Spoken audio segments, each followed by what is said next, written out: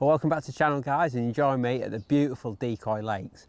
It's a venue that I come to filming a lot, but I don't get the chance to fish myself that often. So I thought, I've been out with the Angling Times today showing them loads of new Preston kit, and I thought I'm going to grab myself a little hour on the new Precision Pellet Waggler. So I'm sat on Horseshoe Pool today at the top end. Got the lake to myself today. There's no one else on this lake.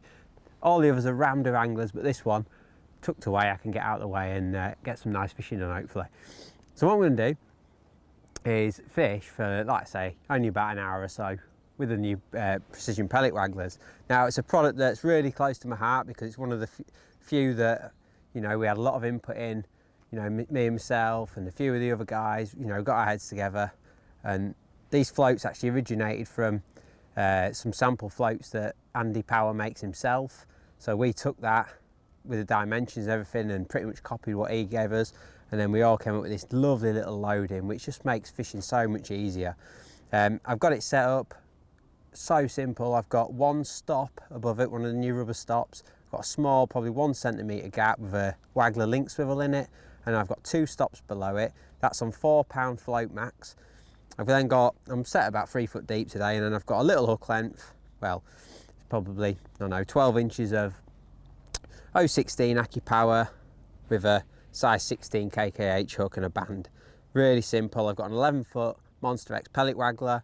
Like I said, I've got 4-pound line on the reel and a magnitude reel. So super simple stuff. All I've got for bait is a tub of 6mm pellets, Fin Perfect 6mm. I would normally use 8mm actually for pellet waggler fishing, but today, you know, it's not that wide here. I'm going to be chucking tight to the far bank. You know, that's what today's all going to be about, clipping that far bank as close as I can, nice and accurate. And these 6mm, I can feed quite a few of them, sort of 10 at a time, create a load of noise over there, and hopefully get a load of competition going. It's a bit of a wet, miserable afternoon, to be honest with you, but we should catch some fish. So let's get on with it and catch some fish. Right, so let's get on with it. So the process begins. I'll flick the float just in front of me, and I'm going to just start getting those pellets going in. So, been really... Hey, we've got one on the... just dropped the float in to feed, and I've got a little carp. Only a little wiry pounder, but it's quite clear, this lake, and the fish are lovely colour. They're lovely and dark. Did not expect that, but little bonus fish. Pop him in.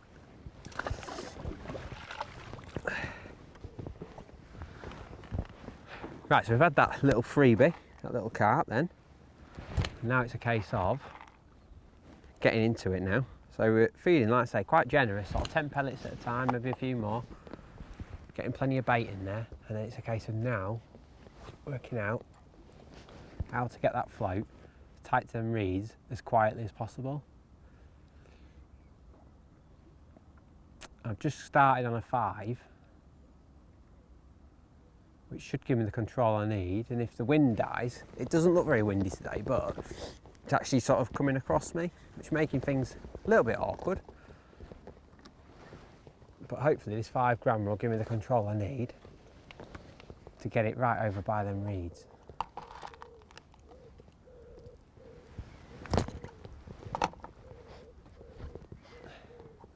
Which seems to be the case, but you know, with this sort of fishing, there's a payoff to be had, because yes, the 5 and 6 grammer gives me the control and the accuracy that I need, but it might be that they're too noisy, so the 4 gram might actually be better for bites, if that makes sense.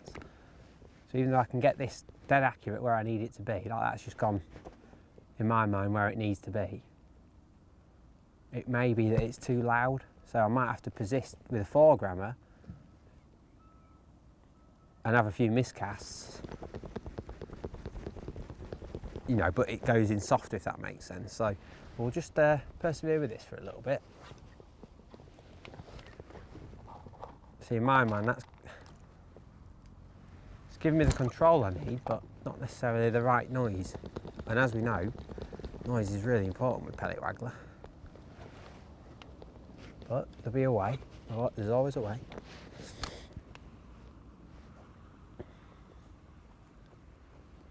Oh.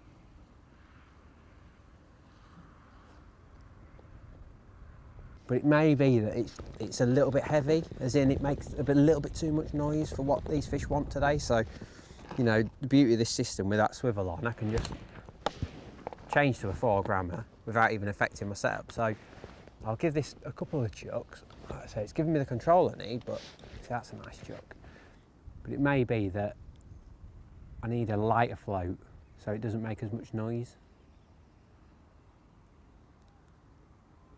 I feel like that should have gone then, because that was a nice chuck. The pellet literally brushed the reeds on the far side.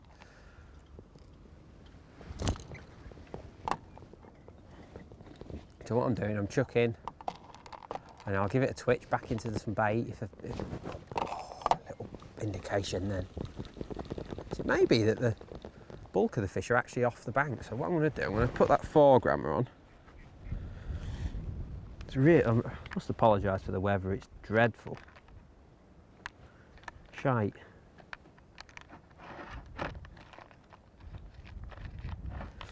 There's a 4-grammer.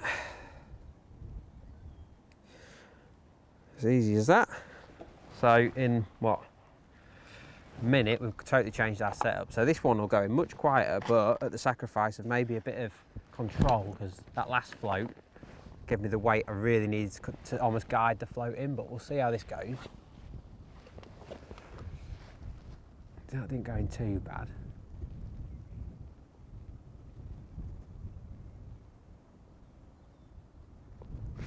Oh, I had a bite.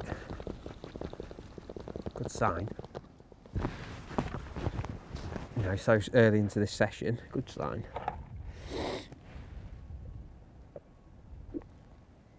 Like I say, the hotter the better for this, really. Weather like this certainly isn't prime for it anyway. Oh, we've got a duck. Come on, duck.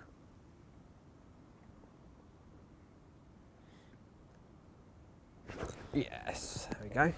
So that was interesting. I missed that bite chuck before, off the island. You know, coming back a little bit, and it may be that there's a gang of fish on the, just off the island where, you know, it doesn't look as nice, but maybe that's where they are. There's a lot of F1s in this lake, and yeah, that's what it is, a real big prime F1. And it may be that they're hanging back off the island a little bit. The carp, no doubt, will be in the reeds, but prime F1s like that are not to be sniffed at. Lovely fish, that, golden.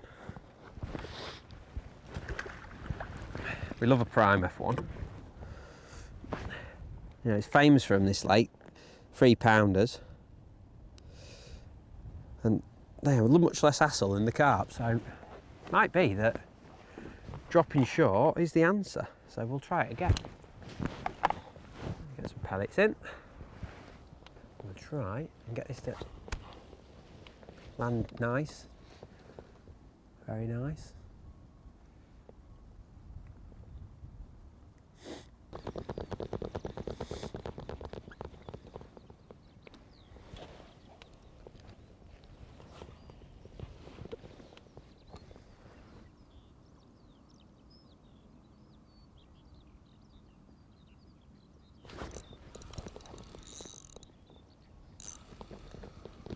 Well, that is, but it's not very big. Just dropped it well short and it went. Small F1 maybe. Yeah, I'd say small, but still a good fish. But it seems to be that the F1s are off the bank a bit. Look at that, nice prime Horseshoe Lake F1.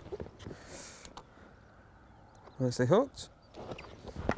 Yeah, it seems to be that the carp are right in the reeds and the F1s are off the bank quite a lot actually. Like that was well short and it went, so just shows you that, you know, you don't always have to be tight to the bank. Like them F1s, good fish to catch them.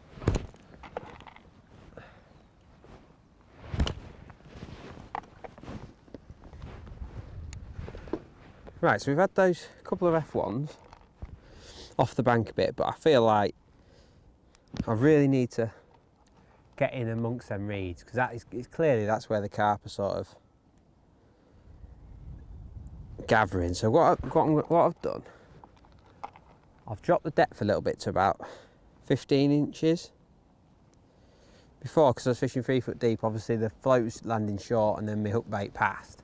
Whereas now I'm going to try and almost fire the float into there, if it makes sense. Let's see if that works.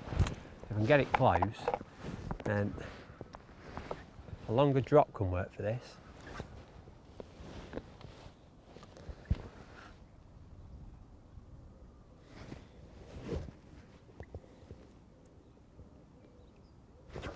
There we go. Right, so that little change, I'm hoping is going to pay off. Now there's some real naughty snags in this peg, so I've got to be a little bit careful. Lily beds, reeds, you name it. But just taking that depth off and being a bit braver allowed me to get that float nice and close to those reeds. So it's taking a bit of sussing out, but maybe that's the answer if I can. It feels like a carp, so maybe just shallowing up. Yeah, it's nice carp. Come on, son. Yeah, nice. So they're them fish that you see them mooching around. They're sort of eating all the pellets. There's a good one. And accuracy was everything to try and catch this fish. So just plop that in there. Bit of a warrior. But nice fish all the same. An 8 pound him. I'll just try and end on another fish. Okay, so we just had that 8 pounder, which came as a bit of a tactical tweak. So I've gone shallower, which just allows my float to get a bit more accurate to that far side. There we go. Look at that. So just a little bit more accurate, maybe. Just landed that float, I don't know, a metre off the far bank, I suppose. It's gone pretty quick. Feels like another F1 actually, this one, but yeah, nice fish.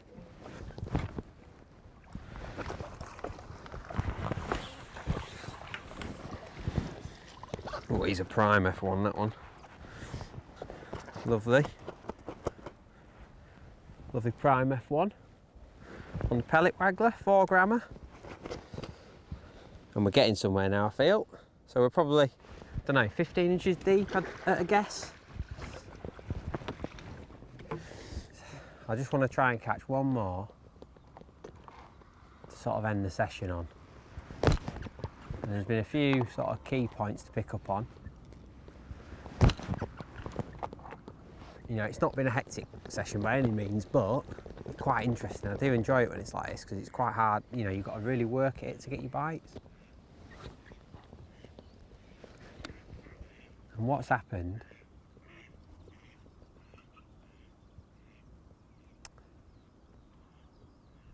is because the weather's quite tricky, the wind, I've shallowed up and it allows me to get a bit more control of my setup because everything's a bit tighter together.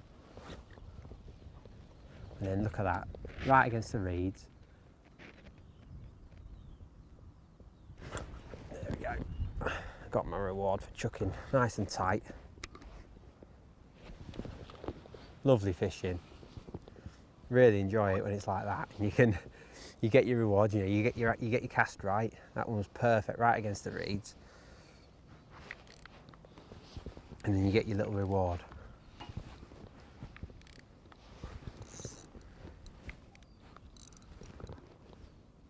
There we go. Got a little carp. Look at that. Really dark. Got a nice fish to end on. Little common. Look at that. Really dark in here. Lovely fish. Nice. So we've caught carp, F1s, and like I say, dropping that float down, The 4 grammer seems to be about the right size. You know, in an ideal world you'd use a 5 gram and punch it in there, but it's not always as easy as that. You know, sometimes you have to use a light float and have a few miscasts, but you know, having that, not going in too heavy has been more important than than boshing a big float in. So that's that. Hope you've enjoyed that. Bit of a last minute sort of session, to be honest with you, but nevertheless we've caught some nice fish there on the pellet waggler, and we'll see you again next time.